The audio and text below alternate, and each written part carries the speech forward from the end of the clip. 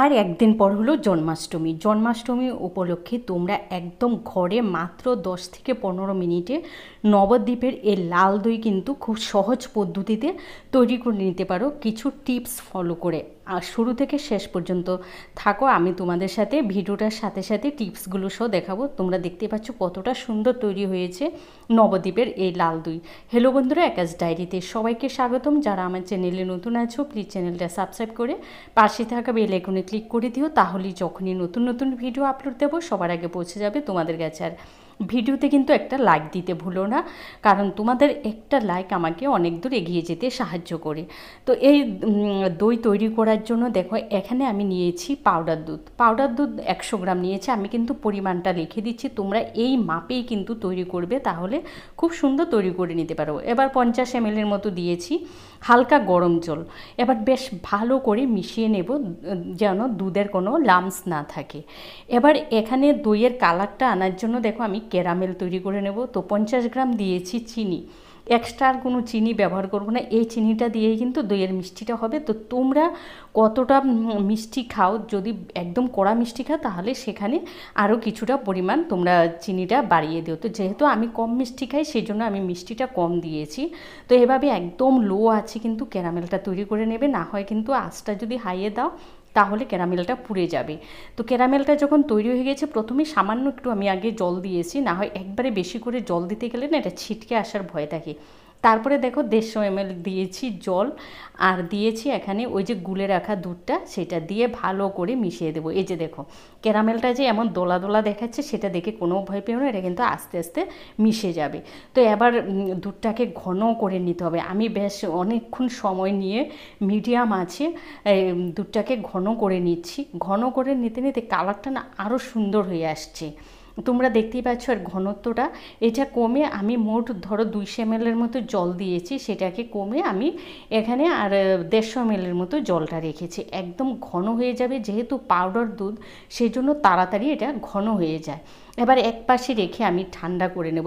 এবার এই কড়াইতে আমি ভাপে বসাবো, সেই জন্য জল দিয়ে উপরে একটা স্ট্যান্ড দিয়েছি। এবার এখানে আমি 50 গ্রাম টক দই, একদম টক দইটা নেবে, জল ঝরিয়ে নিয়েছি। এই কাজটা কিন্তু অবশ্যই করতে হবে, জল ঝরিয়ে নিতে হবে। এবার বেশ ভালো করে দইটাকে ফেটিয়ে নেবে, একদম যেন একটা স্মুথ দই তৈরি হয়ে যায়।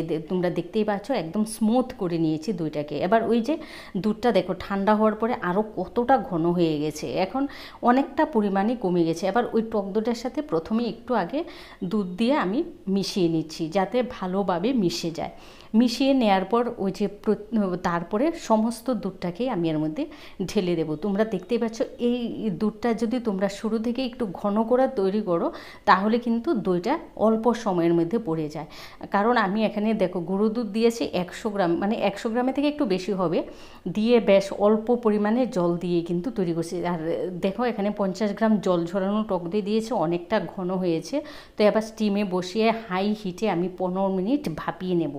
তো ফিরে আসছি 15 মিনিট পর। তার আগে তোমরা একটু চেক করে নেবে যে দইটা ঠিকভাবে পড়ছে কিনা। তো আমি এই যে তোমাদের দেখে আমি ঢাকনাটা সরিয়ে দেখাচ্ছি, একদম পারফেক্টভাবে কিন্তু দইটা তৈরি হয়ে গেছে। তাও আমি একটু চেক করে নিচ্ছি, এই যে একটা ছুরির সাহায্যে একদম পারফেক্টভাবে ক্লিয়ার আসছে কিন্তু ছুরিটা, তার মানে দইটা একদম পারফেক্টভাবে তৈরি হয়ে গেছে। তো আরও 10 মিনিট এই আমি হিটে রেখে দিচ্ছি, 10 থেকে 5 মিনিটের মতো। তারপরে ঠান্ডা করে আমি ফ্রিজে 2 ঘন্টার জন্য রেখে দেব। অবশ্যই এই কাজটা করবে, দইটাকে ঠান্ডা করে তারপর ফ্রিজে 2 ঘন্টার জন্য রেখে দে। তো আমার একটু তাড়া ছিল, আমি প্রথমে একটু দইটাকে কেটে নিয়েছি।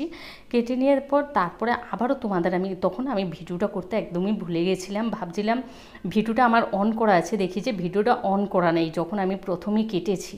তারপরে আবার ভিডিওটা অন করে তারপরে তোমাদের কেটে রেখেছি। আর বাটিতেও নিয়ে অনেকক্ষণ ধরে আমি বাটিতে রেখেছি, দেখো একটু জল ছাড়েনি, কিছুই নেই, কতটা সুন্দর আর লোভনীয় হয়েছে। তাই এই জন্মাষ্টমী উপলক্ষে বাজারের কেনা দই না দিয়ে ঘরে মাত্র 10 মিনিটে কিন্তু তোমরা এই দইটাকে তৈরি করে নিতে পারবে। ভিডিওটা ভালো লাগলে লাইক কমেন্ট শেয়ার করো, আর অবশ্যই অবশ্যই এই দইটা একবার হলো ঘরে তৈরি করে খেয়ে দেখো, খেতে কিন্তু দুর্দান্ত হয়। তোমরা ভালো থেকো, সুস্থ থেকো, আর আমার চ্যানেলটাকে কিন্তু সাবস্ক্রাইব করতে ভুলো না। তোমাদের আত্মীয় স্বজন বন্ধুবান্ধব সবার সাথেও বেশি বেশি করে শেয়ার করে দিও। আজকের মতো আমি তোমাদের থেকে বিদায় নিচ্ছি, আবারও দেখা হবে নতুন ভিডিও নিয়ে। তোমরা ভালো থেকো, সুস্থ থেকো, আর জন্মাষ্টমী খুব সুন্দরভাবে কাটাও। টাটা।